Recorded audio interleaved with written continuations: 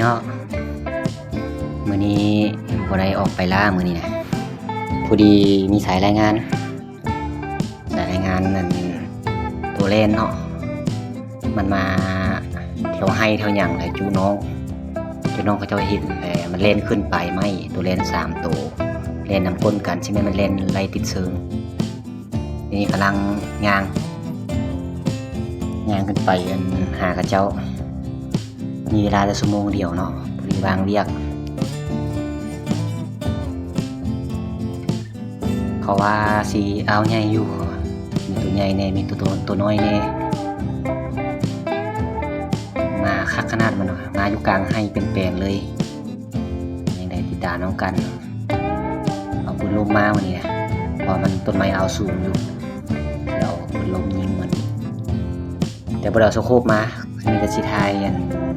ไกลๆให้เบิ่งเอาเนาะบ่ได้เอาสโคปมาลืมสโคปเปล่ามาพูดโอเค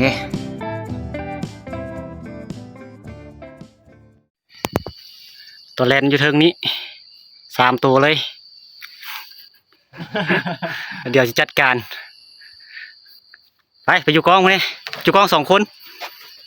ยืนอยู่พันเองเอา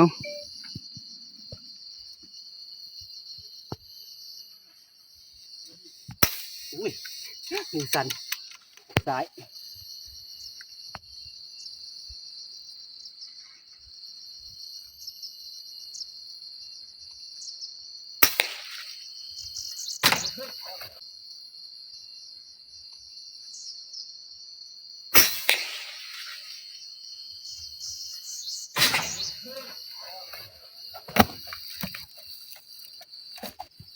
จะอยู่พื้นละโอ้ใหญ่เติบไปเนาะ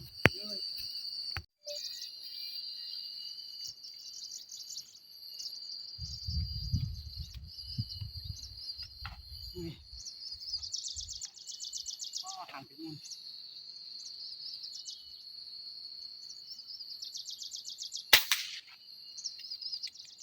งามไหม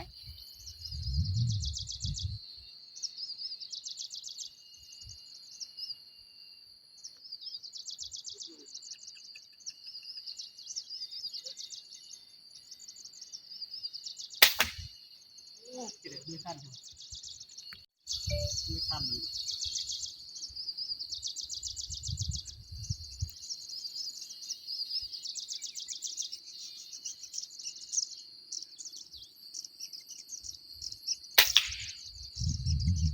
หมดตุ่ม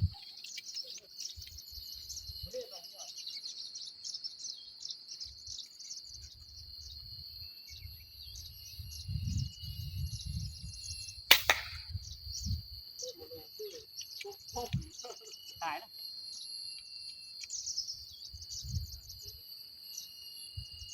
ได้หมู่บ้านเนาะ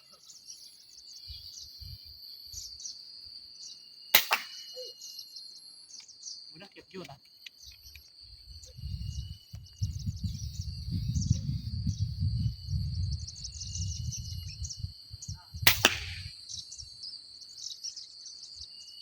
ตัวนั้นก็ตายว่ะตัวพี่น้องยิงปุ๊บรับตัวยองตุกที่ตุกมันจะยิงขาไปทางตุก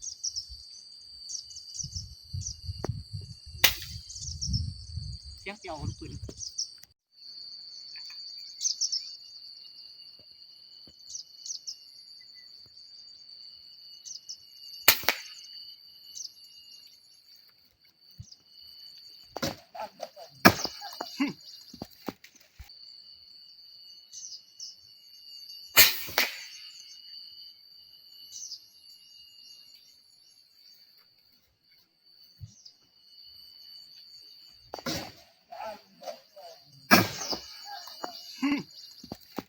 เนาะเขายิง3 ตัวอยู่เทิงนี้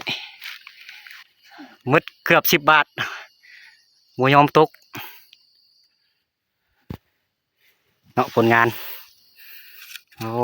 มันไอ้2 น้องชายนี่โทรรายงานด่วน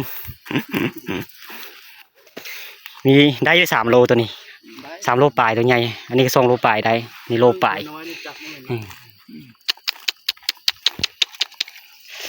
มัน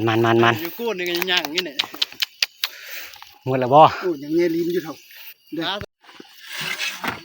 ตัวน้อยนะคือว่าของมันนะ บนหางมันกลับมาหุงเลย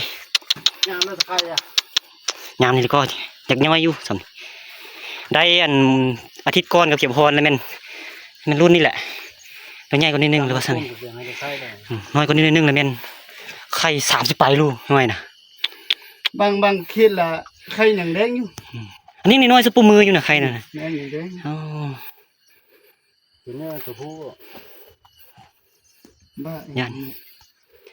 คือพุ่มโป่ง ช่วงนี้บ่มีเวลาไปยิงเลยช่วงนี้ อย่างนั้นล่ะใช่ก็ได้ ดีน้องโทรมาจะได้หมาน ตัวนี้เนาะ